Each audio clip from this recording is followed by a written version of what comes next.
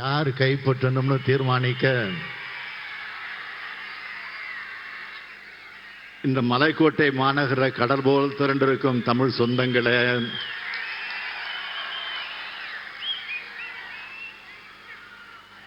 திருச்சினால திருப்புமுனை தான்.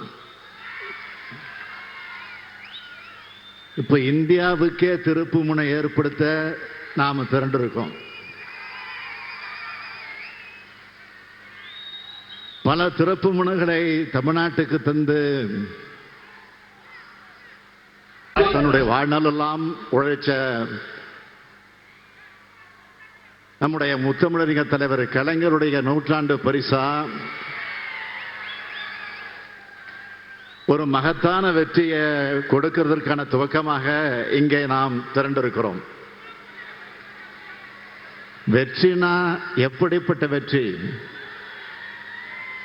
40க்கு 40.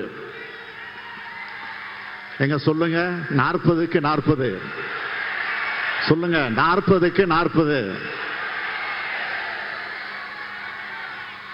நாம எழுத போற புதிய வரலாற்றுக்கு முன் தந்தை பெரியாரையும் பேரறிஞர் அண்ணாவையும் தலைவர் கலைஞர் அவர்களையும் வணங்கி இந்த பயணத்தை நான் தொடங்குகிறேன். மாநாடு போல் இந்த பரப்புரை கூட்டத்தை ஏற்பாடு செஞ்ச இந்த கூட்டத்திற்கு தலைமை தாங்கி கொண்டிருக்கக்கூடிய கழகத்தினுடைய முதன்மை செயலாளர் ஆற்றல் மிகு K.N. நேரு அவர்களே, மறுமலர்ச்சி திராவிட முன்னேற்ற கழகத்தினுடைய பொதுச் செயலாளர், சட்டமன்ற தேர்தலுக்கு முன்னால் தமிழ்நாட்டின் விடியலுக்கான முழக்கம் என்ற எழுச்சி மிகு கூட்டத்தை ஏற்பாடு செஞ்சு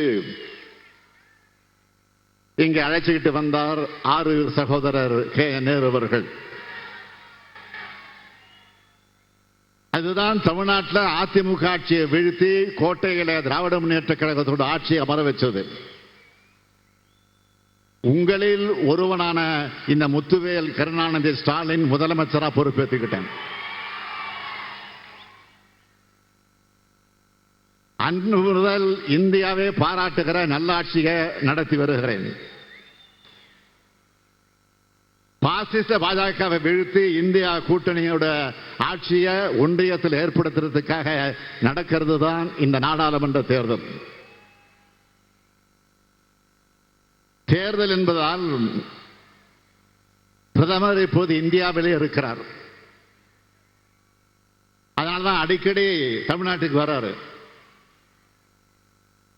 இல்லைன்னா பெரும்பாலும் வெளிநாட்டில் தான் இருப்பாரு. சமீபத்தில் சேலத்தில் உரையாற்றின பிரதமர் மோடி அவர்கள் தமிழ்நாட்டில் அவருக்கு செல்வாக்கு அதிகமாகிவிட்டதால்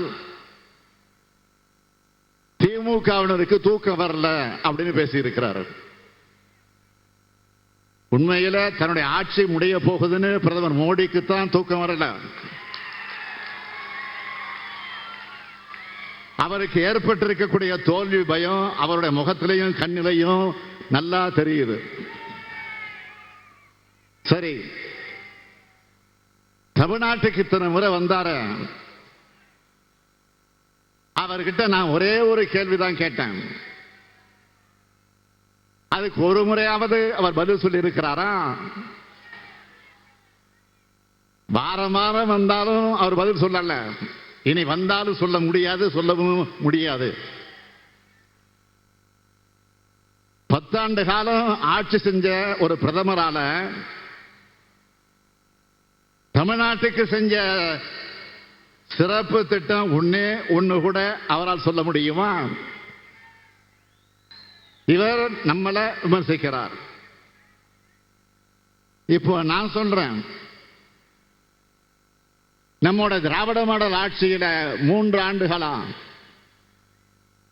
மக்களாகிய உங்களுக்கு செஞ்ச சாதனைகளோட பட்டியலை சொல்லவா? சொன்னா இன்னைக்கு ஒரு நாள் போதாது.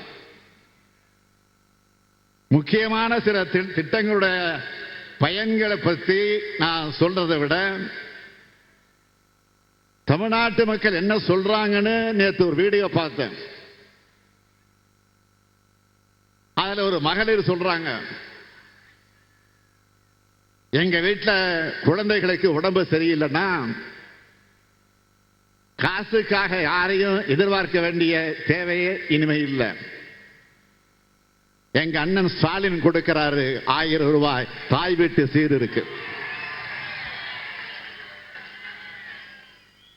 இப்படி மாசம் மாசம் மாநிலம் முழுக்க 1,15 லட்சம் குடும்பங்கள் மகிழ்ச்சியா இருக்காங்க. அடுத்து விடியல் பயணம் திட்டம் பத்தி பேசுறாங்க. ஸ்டாலின் சார் பஸ்ல போய் 4 மாசமா இலவச பயணம் செஞ்சு கம்ப்யூட்டர் கோர்ஸ் முடிச்சு இப்போ வேலைக்கு போறேன். காஞ்சிபுரம் மாவட்ட சகோதரி ஒருத்தர் மகிழ்ச்சியோடு சொன்னாங்க. இந்த மாதிரி மாநிலம் முழுக்க இதுவரைக்கும் மகளிர் மட்டும் 445 கோடி முறை பயணம் செஞ்சிருக்காங்க. அடுத்து திருப்பூர் மாணவி ஒருத்தர் பேசுறாங்க. ஏழ்மையான சூழல்ல அரசு பள்ளியில படிச்சு கல்லூரிக்கு வந்த எனக்கு அப்பா மாதிரி ஸ்டாலின் ஐயா 1000 ரூபாய் தராருன்னு சொன்னார்.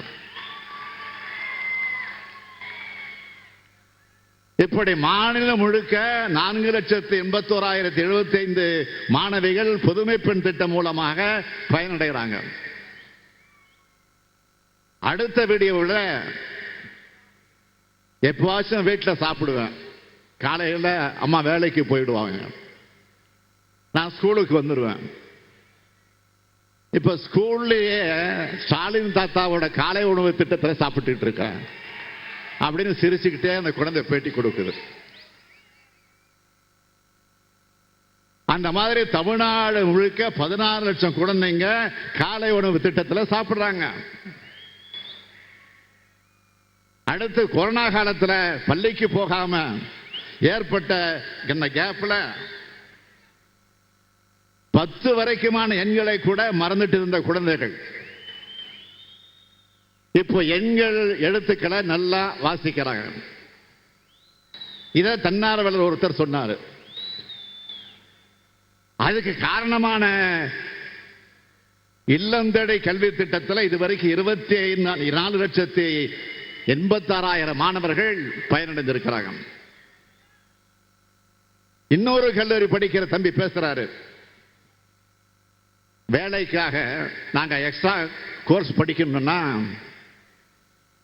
கோச்சிங் சென்டருக்கு நிறைய ஃபீஸ் கட்டணும்.